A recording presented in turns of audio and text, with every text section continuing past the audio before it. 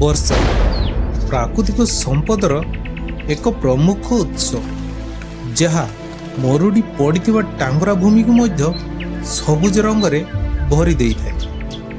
ଏହି ବର୍ଷା କିଛି ଜୀବଙ୍କ ପାଇଁ ଆନନ୍ଦ ସ୍ୱରୂପ ହୋଇଥିବା ବେଳେ କିଛି ଜୀବଙ୍କ ପାଇଁ କାଳ। ଏହି ବର୍ଷା ବେଳେବେଳେ ବଡ଼ ସ୍ୱରୂପ ଧାରଣ କରି କେତେକ ପ୍ରାଣୀର ପ୍ରାଣ ହରଣ କରିଥାଏ। ଆଜି ଆମେ ଏହି ବର୍ଷା କେମିତି ଧରାପୃଷ୍ଠକୁ ଏକ ନୂଆ ରୂପ ଦେଇଥାଏ ତାହା ଏହି ବ୍ଲଗରେ ଦେଖିବା ଏବଂ ଏହାର ସୌନ୍ଦର୍ଯ୍ୟକୁ ଅନୁଭବ କରିବା। ତ ସ୍ୱାଗତ ଆପଣମାନଙ୍କୁ ମୟୂରଭଞ୍ଜ ଜିଲ୍ଲାର ଏକ ଛୋଟ ଗାଁ ଢିପାସାହିରେ।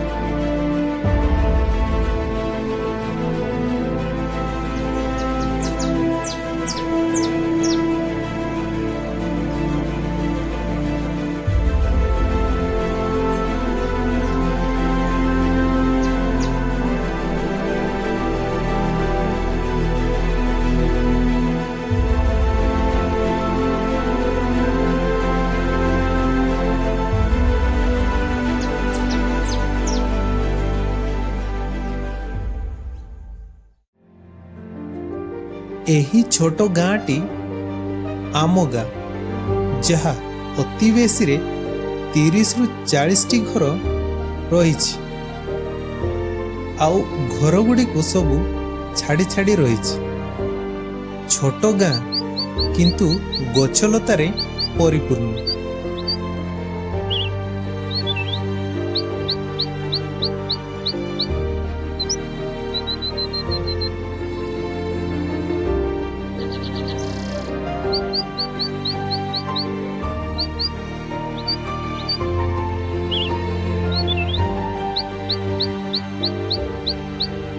ଏହି ଆମ ଗାଁର ଲୋକମାନେ ଟଙ୍କାର ଅଭାବ ଥାଇପାରନ୍ତି, କିନ୍ତୁ ଅକ୍ସିଜେନରେ କେବେ ଅଭାବ ନୁହେଁ।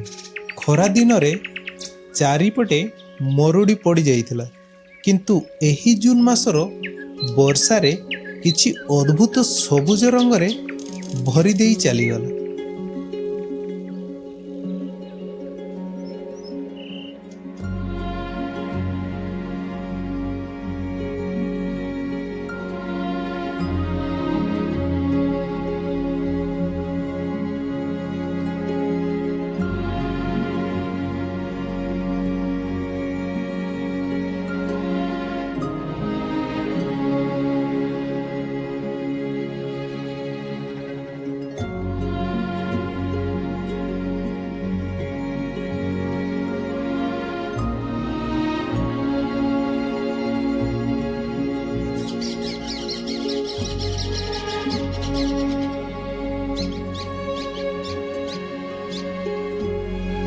ଗାଁକୁ ଲାଗି ରହିଥିବା ଚାଷ ଜମି ପାଇଁ ଏଠାକାର ସୌନ୍ଦର୍ଯ୍ୟ ଆହୁରି ସୁନ୍ଦର ଅନୁଭୂତି ହୁଏ। ଆପଣ ଗୋଟେ ଦୃଶ୍ୟକୁ ଲକ୍ଷ୍ୟ କରନ୍ତୁ। ଯେଉଁ ବର୍ଷା ପରେ ମେଘକୁ ଭେଦି ଆସୁଥିବା ସୂର୍ଯ୍ୟ କିରଣରେ ପୃଥିବୀର ସୌନ୍ଦର୍ଯ୍ୟ ଏତେ ସୁନ୍ଦର ହେଇଯାଏ, ତାହା ଆପଣ ନିଜେ ଅନୁଭବ କରନ୍ତୁ। ଏହା ସତେ ଯେମିତି ଲାଗେ ଏକ ସ୍ୱର୍ଗଭୂମି।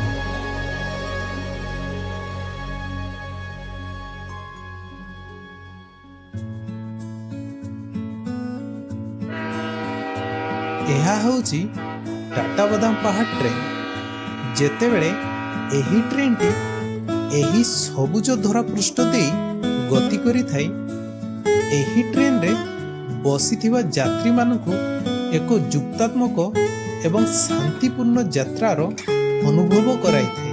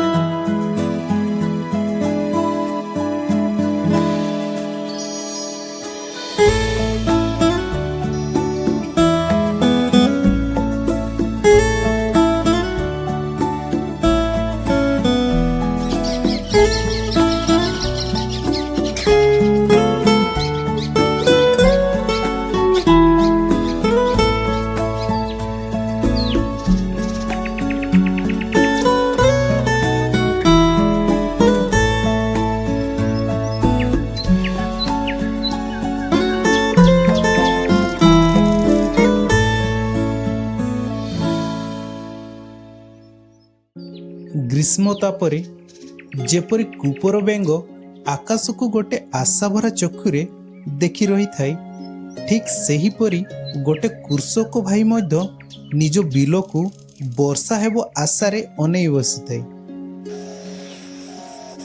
ତ ଏଇଠି ଆମର ଏଇ ବର୍ଷର ତଳି ପକା ହେଇଛି।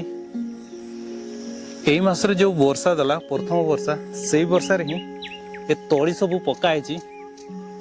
ଆଉ ଏ ତଳି କିଛି କିଛି ଆମର ବାହାରି ଯାଇଛି, ଆଉ କିଛି ବାକି ଅଛି। ତ ତଳି ତ ବର୍ତ୍ତମାନ ଏଗୁଡ଼ା ସବୁ ବାହାରିଯିବ, କିନ୍ତୁ ଆହୁରି ବି ବର୍ଷା ଦରକାର, ନହେଲେ ତଳିକୁ ଆମେ ରୁଆ କେମିତି କରିବା? ସେଇଟା ହେଲା ସବୁଠୁ ବଡ଼ ଚିନ୍ତାର କଥା। ଆଉ ଏଇ ବର୍ଷ ତ ପ୍ରାୟ ସମସ୍ତେ କହୁଛନ୍ତି ଯେ ଏ ବର୍ଷ ଏତେ ବର୍ଷା ନାହିଁ, କିନ୍ତୁ ଦେଖାଯାଉ ଆମର ବର୍ଷା ହେଉଛି ନା ହଉନି। ଗତକାଲି କିଛି ବର୍ଷା ହେଇଥିଲା, ଆଉ ସେଇ ବର୍ଷାରେ ଟିକେ ମାଟି ଓଦା ଅଛି, ନହେଲେ ପୁରା ଶୁଖିଲା ଟାଙ୍ଗରା ଭୂଇଁ ଥିଲା। ଯାହା ହଉ ଭଗବାନ ଦୟା କରିକି ବର୍ଷା ପକେଇଲେ, ଆଉ ତଳି ସବୁ ଟିକେ ଉପରକୁ ଉଠି ଆସିଲାଣି।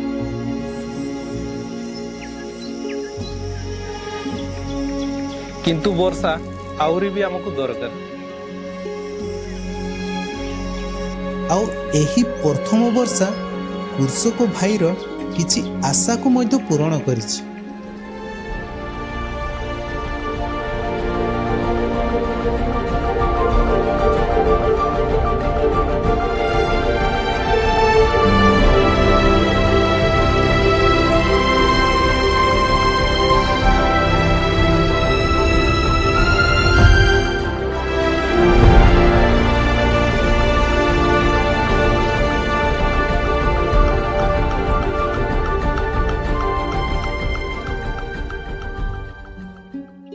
ପ୍ରଥମ ବର୍ଷା ଆସିବା ପରେ କିଛି ଜୀବ ନିଜର ବଂଶକୁ ଆଗକୁ ବଢ଼େଇଥାନ୍ତି, ତ କିଛି ଆଉ କାହାର ଆହାର ରୂପରେ ଶିକାର ହେଇଥାନ୍ତି।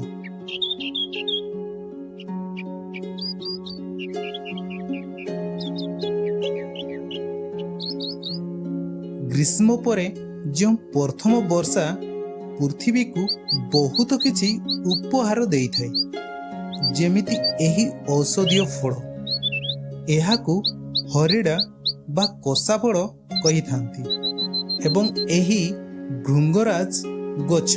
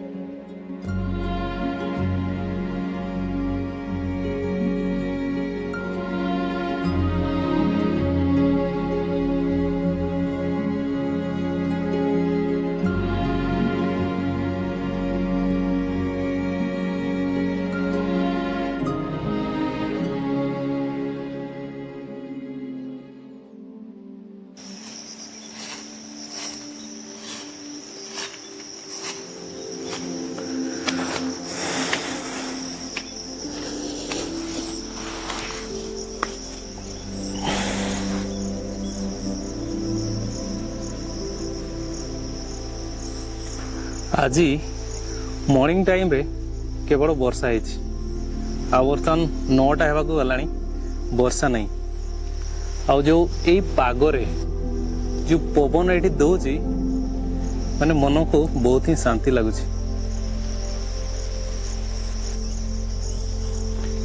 ଏଇ ଯେଉଁ ବର୍ତ୍ତମାନ ଏଇ ପ୍ଲେସ୍ରେ ଯେଉଁ ବସିଛି, ଯେଉଁ ଏଇ ଗଛର ଛାଇ ତଳେ ଏତେ ବଢ଼ିଆ ଲାଗୁଛି, ମାନେ ଏସି ବି ଆପଣଙ୍କର ସେମିତି ଫିଲ୍ ଦେଇପାରିବନି ଯେମିତି ବର୍ତ୍ତମାନ ଏଇଠି ଲାଗୁଛି।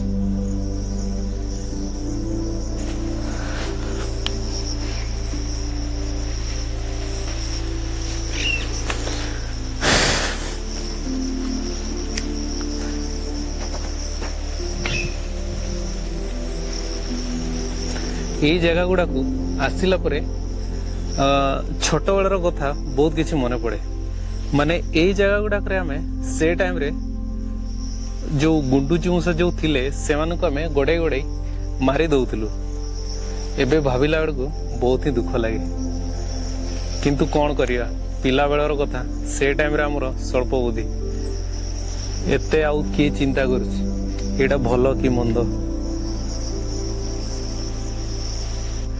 କିଛି କିଛି ଲୋକ ତ ଆମର ଗଛ ଗୁଡା ପୁରା କାଟିକି ସଫା କରି ଦଉଛନ୍ତି, କିନ୍ତୁ ମୋ ମତରେ ଗଛ ଗୁଡାକୁ ଏତେ କାଟିବା ଦରକାର ନୁହଁ।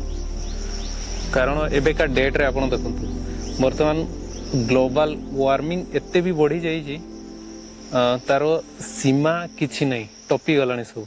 କିଛି କିଛି ଏମିତି ଯୋଉ ଜଙ୍ଗଲ ସାଇଡ ଏରିଆ ଗୁଡାକରେ ଅଛି ଯୋଉଠି ଆପଣଙ୍କୁ ପିଓର ଅକ୍ସିଜେନ ମିଳିବ।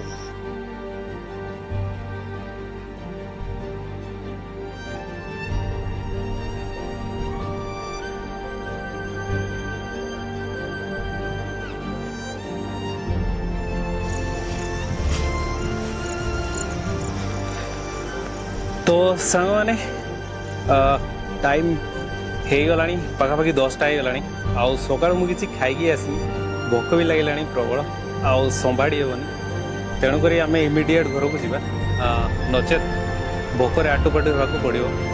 ब्लॉग टी आम ये एंड करवा। जदि ब्लॉग टी आपको भल लगी निश्चित भाव लाइक शेयर एंड सब्सक्राइब भूलिए। हाँ आ गोटे कथा अच्छी, कौ प्रकार कंटेंट आपड़ देखा चाहते निश्चित भाव कमेंट सेक्शन में कमेंट करके जनातु। आउ ए ब्लॉग टी आपको भल लगी निश्चित भाव लाइक शेयर एंड सब्सक्राइब भूलिए। देखा नेक्स्ट ब्लॉग रे। जय जगन्नाथ, टाटा।